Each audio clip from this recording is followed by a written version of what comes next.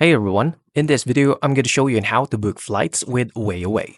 First, all you need to do is to go to the official website and select specific location where you want to start your flight.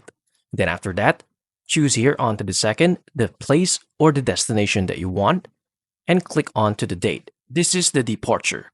Select specific date and select a return date. For example, I chooses a July 1 and to July 5. Now from there, click this drop-down button to choose whether the amount or the number of the adults, children, infants, and type of class of your flights. Now we can see here onto the left side panel, the all countries, including their fees. You can also go on United States by selecting this one, and then you can just simply check a specific price. Now after selecting specific flight, choose a specific hotel for you to stay in, which will now go to the booking.com as this is a partner of WayAway. Now from here, click on See Availability and wait for it to load.